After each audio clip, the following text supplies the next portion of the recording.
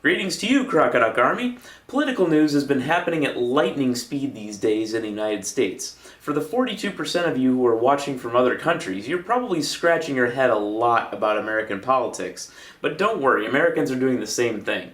Okay, so this guy, Jeff Sessions, was a Republican senator from Alabama until Trump made him Attorney General.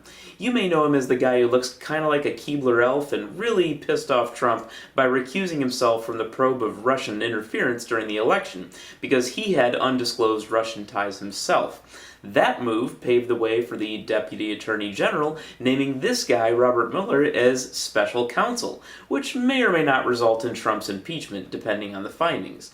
My bet is that it's unfortunately not going to be enough to get Trump impeached. But I would also bet that the findings will be very embarrassing for Trump.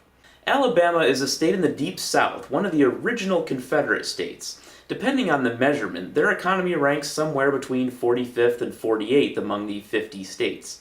Trump lost the nationwide popular vote by 2.1%, but he won Alabama by 28.3%. So when the governor of Alabama appointed Luther Strange to Sessions' old seat, it was assumed that Strange would be re-elected easily in the special election. What Republicans did not count on was Roy Moore entering the primary. You may not remember that name, but you may remember a story involving him back in 2001 when as Chief Justice of the Supreme Court of Alabama, he had a huge granite monument of the Ten Commandments installed in the Alabama Judicial Building.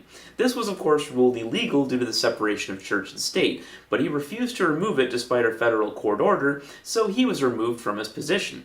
He was re-elected to that same position in 2013, but was suspended again for ordering probate judges in the state to ignore the 2015 Supreme Court decision legalizing same-sex marriage. That's why some people call him the Ayatollah of Alabama. In the primary, establishment Republicans backed Luther Strange, and they had convinced Trump to back him too. Trump even appeared at a rally for him against Roy Moore.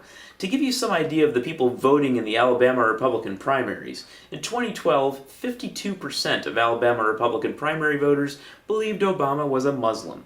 When Roy Moore won, as polls had predicted all along, Trump deleted the tweets where he had supported Strange and congratulated Moore as if he'd been in his corner all along, which is typical Trump. If there's one thing that Trump hates, it's losing, especially because his former advisor and poster child for the doughy, pockmarked master race, Steve Bannon, had publicly backed Roy Moore. If this all sounds a bit like high school drama, it basically is, except these ridiculous people actually have power, unfortunately. Oh, and my British friends may find it amusing that Nigel Farage, the Brexit supporter with England's most punchable face, came to the US to campaign for Roy Moore.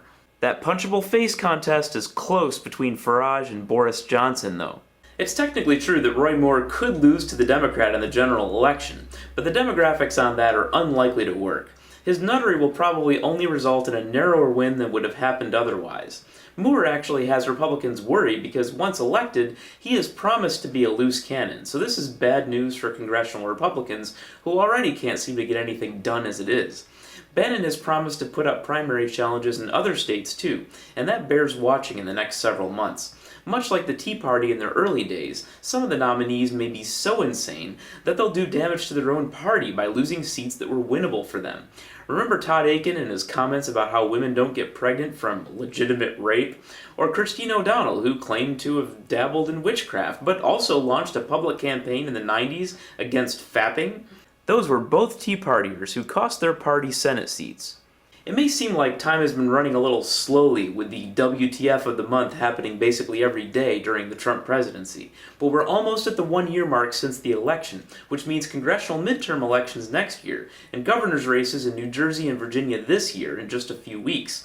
Be sure to vote no matter where you are for every election. There's always something to be voted on. We don't have to wait until 2020 to cripple Trump's agenda.